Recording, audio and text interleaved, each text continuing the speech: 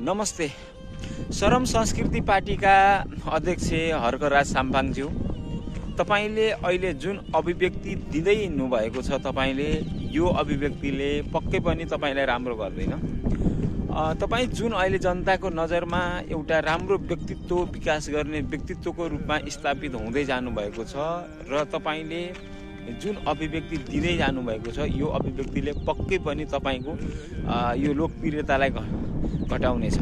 तपाईले बारम्बार रूपमा बालेन्द्र शाह, कुलमान घिसिङ र रवि लामिछानेलाई विदेशी एजेन्ट, एमसीसीका मतियार, लुसिफर जस्ता आरोपहरू लगाइरहनु भएको छ। के तपाईलाई यो पुष्टि गर्ने आधार छ? बालेन्द्र शाह, रवि लामिछाने विदेशी एजेन्ट हुन् भनेर तपाईलाई पुष्टि गर्ने के आधारहरू छ भने आधार दिनुस् जनतालाई। अनि कुलमान घिसिङ एमसीसी को मतियार हो भनेर उहाँलाई पुष्टि गर्ने के आधार छ? कुलमान घिसिङ एमसीसी पास कुलमान घिसिङले गरे हो। नेपालको संसदीय व्यवस्थामा संसदले पास गरेर मात्रै त्यो पास हुन्छ। मन्त्री परिषदको निर्णय संसदबाट पास भएपछि मात्रै पास हुन्छ। यति कुराको जानकारी छैन भने तपाईले राजनीति के का निम्ति गरिरहनु भएको छ, यो कुरा बुझ्नु जरुरी छ।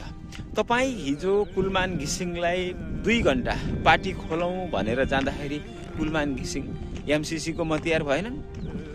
काठमाडौँ महानगरपालिकाका मेयर बालेन्द्र शाह सँग तपाईले पार्टी खोलौं भनेर 6 पटक भेटेको भनेर तपाईले आफैले भन्नुभएको छ।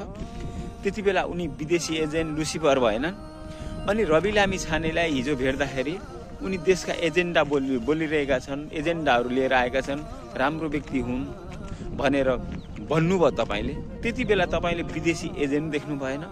अहिले आफूसँग मिलेन अथवा आफ्नो राजनीतिक अस्तित्व धरापमा पर्ने भो भनेर अहिले तपाईले जुन रूपमा यी 3टा व्यक्तिहरूलाई, जुन विदेशी एजेन्ट, लुसिफर र एमसीसी का मतियार, यस्ता नामहरूले तपाईले जनता माझ गएर जनता भाड्ने काम गरिरहनु भएको छ। तपाईले आफूलाई शिक्षित अथवा आफू मात्रै जानकार, आफू मात्रै बुझकार भन्ने जुन सोच राखिरहनु भएको छ तपाईले, यसले पक्कै पनि तपाईलाई नै घाटा पुर्याउँछ है।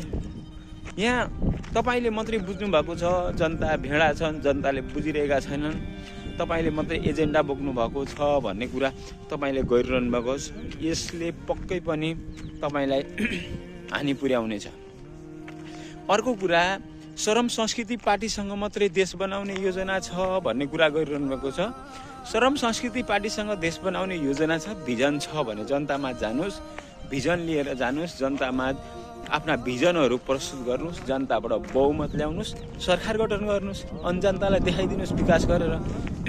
अनि त्यसपछि विरोधीहरू पनि चुप लाग्छन्। जनतालाई विकास चाहिएको, जनतालाई समृद्धि चाहिएको, जनतालाई रोजगार चाहिएको, त्यो कुरा पुरा गरिदिनुस्। तपाईले आफ्नो विरोध गर्नेलाई राष्ट्रघाती सम्झिनुहुन्छ। आफ्नो सपोर्ट मात्रै कहिले हुन्छ? राम्रो काम गर्नु पर्यो, विकास गर्नु पर्यो, विरोधीहरूको विरोध नहुने गरी काम गर्नु पर्यो नि त। त्यो गर्नलाई त्यो खुबी तपाईमा देखिएन। तपाईले अहिले जुन दिएको अभिव्यक्ति र तपाईको स्ट्याटस आउने गरेको छ, सत्य कुनै प्रमाणहीन र तथ्यहीन कुराहरू तपाईले जुन बोलिरहनु भएको छ, त्यसले तपाईलाई ओह्रालो यात्रा कायम गर्ने निश्चित छ। अहिले नै भन्छु, तपाईहरू नयाँहरू मिल्नुस्, जनताको विकास एजेन्डाहरू स्थापित गरेर अगाडि बढ्नुस्, जसले नेपाल समृद्ध गर्न सहयोग पुर्याओस्। आफूले आफूलाई आफू मात्रै हुँ, आफू मात्रै एजेन्डा बोक्छु, आफू मात्रै परिवर्तनकारी, आफू मात्रै जनताको साथ छ भन्ने जुन सोच राखेर तपाईँ अगाडि बढिरहनु भएको छ, त्यसले पक्कै पनि तपाईलाई हानि गर्नेछ। अनि अर्को कुरा, तपाईले पार्टीमा विभिन्न व्यक्तिहरूलाई कारबाही गर्नुभएको छ।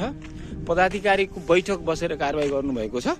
केन्द्रीय समितिको बैठक बसेर कारबाही गर्नुभएको छ। वैधानिकता, लोकतन्त्र भनेको के हो? एउटा निरङ्कुश तन्त्र जस्तो तपाईले व्यवहार गरिरहनु भएको छ।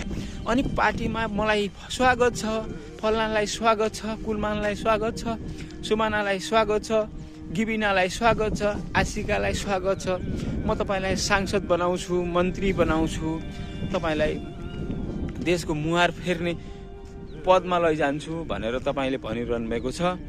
सांसद मन्त्री तपाईँले बनाउने हो, सांसद मन्त्री तपाईँको गोजीमा छ।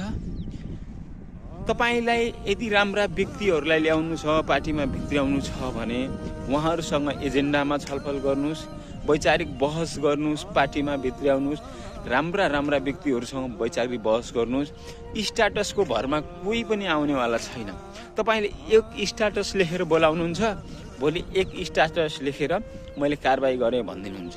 अनि यसरी पनि पार्टी सञ्चालन हुन्छ। एउटा पार्टी सञ्चालन गर्न अथवा केही न्यूनतम कुराहरू पनि तपाईँले पुरा गरेको देखिन्न। यसले पक्कै पनि तपाईँलाई नै घाटा पुर्याउँछ र तपाईँको पार्टीलाई नै घाटा पुर्याउँछ।